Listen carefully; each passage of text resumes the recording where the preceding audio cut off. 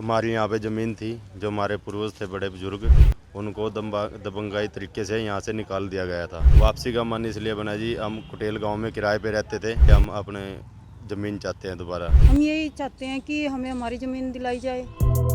देश भर में मुख्यमंत्री योगी आदित्यनाथ की कानून व्यवस्था की तारीफ होती है, जिसके चलते सीएम योगी की कानून व्यवस्था से जुड़ा ऐसा ही एक मामला बागपत से सामने आया है, जहां 30 साल पहले दलितों के पूर्वज बागपत के टांडा गांव से 5 परिवारों के लगभग 35 लोग दबंग पठानों के डर से हरियाणा के कुटेल में चले गए थे।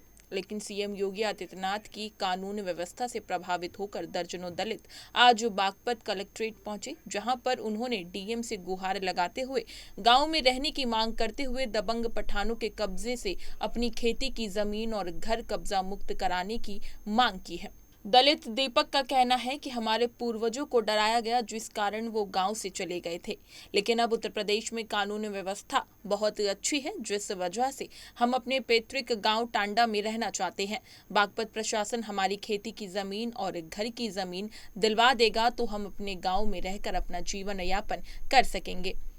देखिए हमारी ये खास रिपोर्ट। सर, हमारे पूर्वज टांडा गांव में रहते थे और फिलहाल हम कुटेल गांव में रहते हैं हरियाणा में। तो हमारी यहाँ पे ज़मीन थी, जो हमारे पूर्वज थे बड़े बुजुर्ग, उनको दबंगाई तरीके से यहाँ से निकाल दिया गया था, क्योंकि हम चमार जाति से है और वो पठान है। ज़बरदस्ती हमको यहाँ से निकाल दिया। और उसके बाद जब जैसे हमारे बाबा जी हैं, वो बीच बीच में आते रहे यहाँ पे अपनी ज़मीन देखने के लिए, और हमने अपने जो सरकार की तरफ से पैसे मिलते ज़मीन के, वो कागज़ लगवाए तो सम्मान के, तो वो ज़मीन का पता लगा के उन्होंने दबंगाई ने अपने नाम करा ली। वो भी उसके अब वापसी का कैसा मन बना? वापसी का मन इसलिए बना जी, हम कुटेल गांव में किराए पे रहते थे, तो हमारा वहाँ पे काम मतलब बना नहीं, ठीक तरीके से नहीं चला, किराया भी पूरा नहीं होता, तो इसलिए हम अपने ज़मीन चाहते हैं दोबारा। जैसा बता रहे हो, पूर्वजों को निकाल दिया था हाँ जी। तो योगी माहौल है? अब योगी सरकार का माहौल देखते हुए हमें ये लगा कि हमारी ज़मीन दोबारा मिल सकती है। माहौल अच्छा है योगी सरकार की से। तो टांडा में ही रहना चाहते हैं? हाँ जी, हम सर दोबारा टांडा में रहना चाहते हैं। कितने लोग होंगे आप? हम करीब 5 परिवार है जी। कितने लोग होंगे? 5 परिवारों में कम से कम 25 से 30 के करीब है।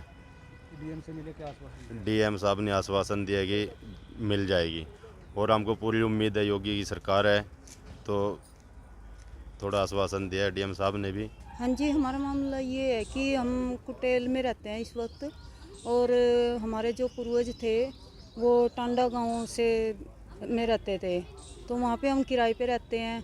अब हमने कुछ दिन पहले यहाँ पे आने की वो की कोशिश की, भाई हम यहीं पे आके रहेंगे। पहले से थोड़ा वो हो चुका है, तो पहले यहाँ पे जाति सूचक ज़्यादा शब्द बोले जाते थे। किस समाज से? हम हिंदू धर्म से बिलोंग करते हैं जी, हरिजन चमार हैं। तो इस करके हम यहाँ से निकल गए थे, इन्होंने निकाल दिया था हमें। अब हम यहीं पे रहना चाहते हैं। तो यहाँ पे आके हमने देखा हमारी जो ज़मीन है उस पे भी इन्होंने हमसे बिना पूछे कब्जा किया हुआ है और बेनामा करवा लिया है। और जो घर के मकान है, अपने मकान बनाए हुए हैं, हमें रहने के लिए ये जगह नहीं दे रहे, ना कुछ रास्ता दे रहे हैं हमें समझ में नहीं आ रहा क्या करें। तो हम यहीं पे रहना चाहते हैं सभी। तो अब क्या चाहते हो? हम यही चाहते हैं कि हमें हमारी ज़मीन दिलाई जाए और हम यहाँ पे आके बसे द्वार से। अब हम वहाँ पे किराए पे रहते हैं सभी, तो किराया भी सही ठीक ढंग से नहीं दे पा रहे हैं। रह तो रहे हैं 30-35 साल से, पर वो बात नहीं है। हमें वहाँ पे ज़मीन भी हमारी नहीं है, दूसरों के उस पर कब तक रहेंगे। अब यहीं पे रहना चाहते हैं हम आके। गाँव में आपके मकान भी है? हाँ जी, मकान भी थे।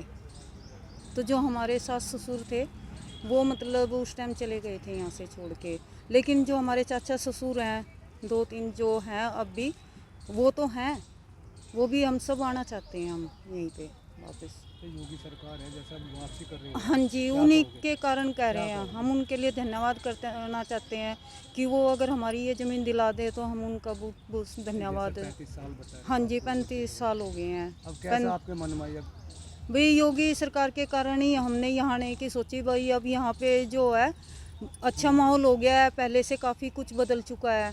पहले तो जाति वगैरह के ऊपर भी काफ़ी कुछ होता था, हिंदू धर्म और मुसलमानों में जैसे आपस में मतभेद बहुत ज़्यादा था।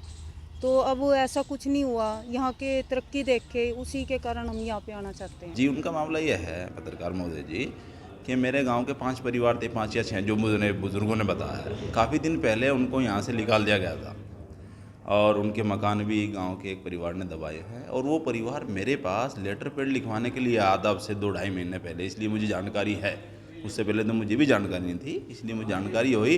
वो कहें कि मतलब वो कह रहे थे कि हमने आप रामपाल वगैरह के नाम जो है उसमें श्रीचंद, उसमें आप लिख दीजिए कि लेटर पैड में ये चमार नहीं है, आप झिम्मड़ लिख दीजिए।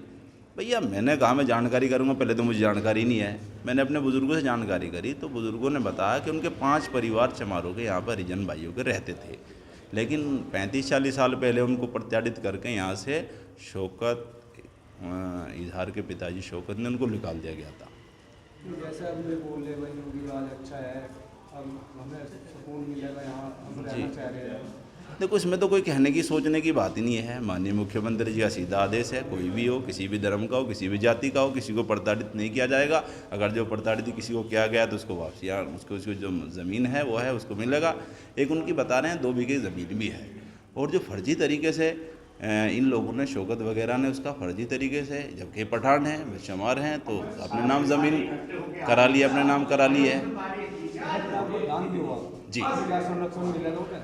पूरा दिया जाएगा। देखो हमारे लिए जी जो हमारे माननीय मुखिया जी का आदेश है, हमारी यूपी जी का, वही हमारा आदेश है। सबको जीने का हक बराबर है। किसी का अगर जो किसी ने हक दबाया है तो हम उसके बोलने के लिए, कहने के लिए हरदम तैयार हैं। और इजहार सर जी ने कहा है अगर जो प्रधान जी आप लेटर मेरे पे दबाव बना गया, लेटर पे लिखिए आप उनको झिम्मड़ लिख दीजिए जाति में। मैंने ऐसा नहीं लिखा, लेकिन ना लिखूंगा। और उन्होंने कहा हम आपके खिलाफ RTI डालेंगे, हम आपकी जांच कराएंगे। हमने कहा बेशक आप जांच कराइए, RTI डालिए, आप कुछ भी हो, लेकिन किसी गरीब आदमी को प्रताड़ित नहीं किया जाएगा और उसको जो हमारे तरफ से सुरक्षा दी जाएगी वो देंगे।